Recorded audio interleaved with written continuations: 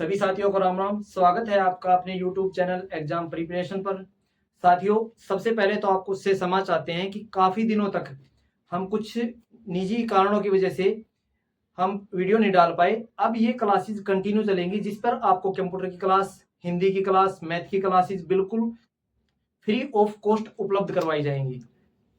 ठीक है, तो कोशिश ये रहेगी कि आप लोगों तक अच्छा कंटेंट पहुंचाए और आप लोग भी हमें सपोर्ट कीजिए। इसलिए हमारे चैनल को आप सब्सक्राइब कर सकते हैं, लाइक कर सकते हैं, शेयर कर सकते हैं। आज का हम एक बेसिक कॉन्सेप्ट क्लियर करेंगे मैथ का। तो जो कॉन्सेप्ट है वो है इकाई का अंक ज्ञात करना। ये हमें बहुत से कम्पिटिटिव एग्जाम में देखने को मिलता है।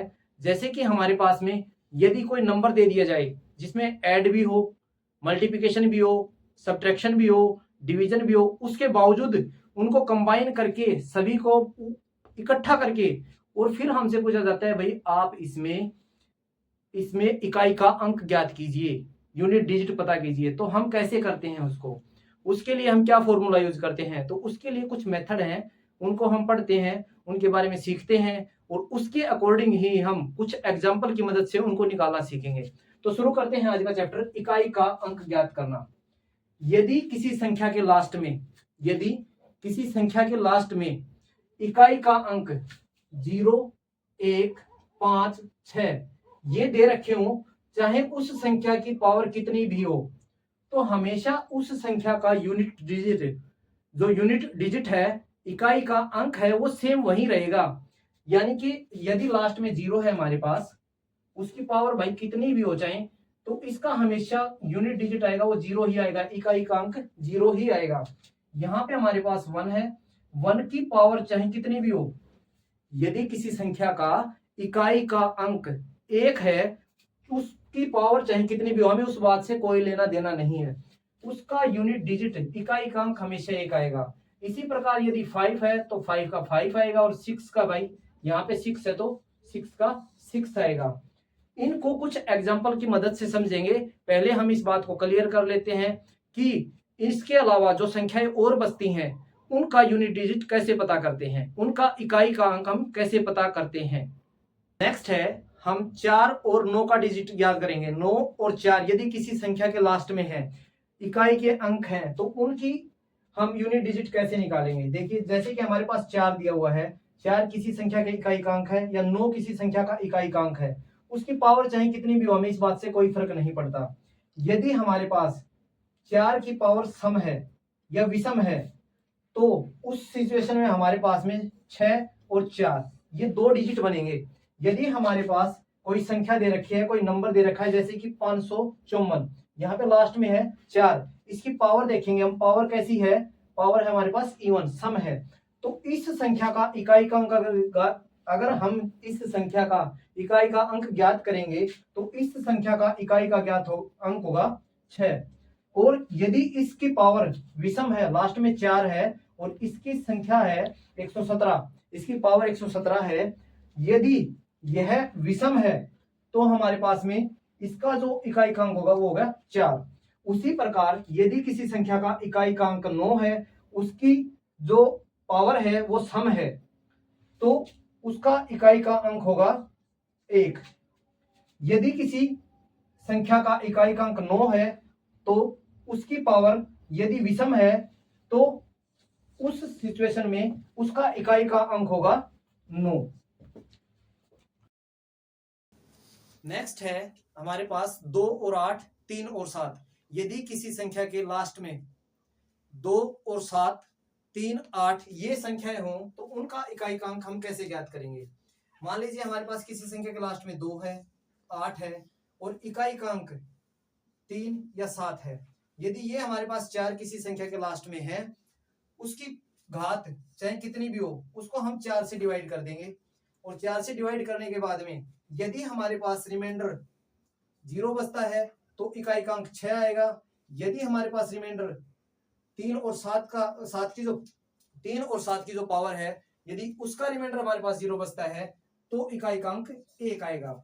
उसके अलावा हम इनके एग्जांपल्स को लेते हैं और देखते हैं। जैसे कि हमारे पास यहाँ पे है 2, लास्ट में यूनिट डिजिट देखना है, हमें सिर्फ इकाई का अंक देखना है। इकाई का अंक हमारे पास लास्ट में 2 है, यहाँ पे हमारे पास 47 इसकी पावर दी हुई है, इसको डिवाइड करेंगे हम 4 से, तो 2 को उठाएंगे, अकेला 2 को, बाकी संख्या को हम छोड़ देंगे, बाकी नंबर को यूं का यूं छोड़ देंगे।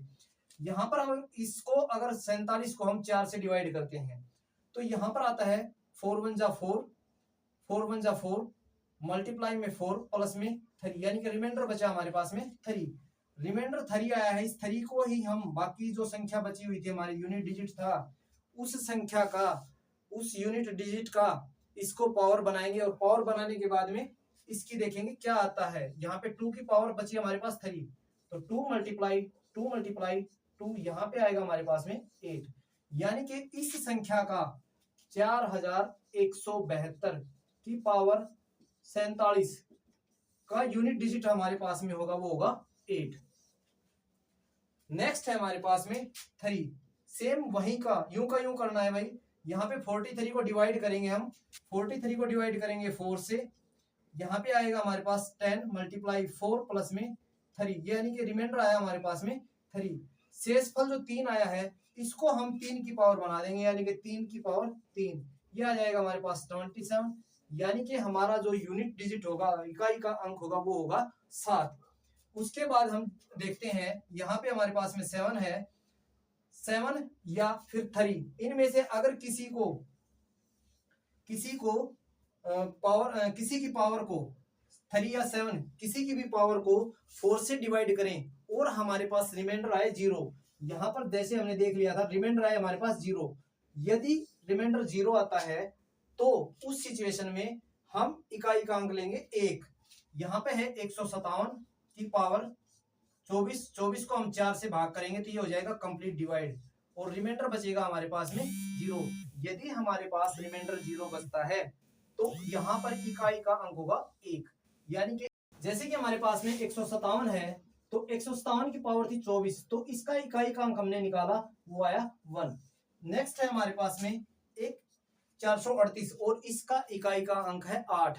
यदि इस संख्या का इकाई का अंक 8 है तो हम जो पावर दी हुई है हमारे पास इसको डिवाइड करेंगे 4 से, 4 से डिवाइड करने पर ये कंप्लीट डिवाइड होगी, 4 7 28, 4 एकम 4, रिमाइंडर बचेगा हमारे पास में 0। यदि किसी संख्या का इकाई का अंक 8 हो और वो कंप्लीट 4 से डिवाइड हो जाए उसकी पावर, तो इकाई का अंक हमारे पास बचता है 6।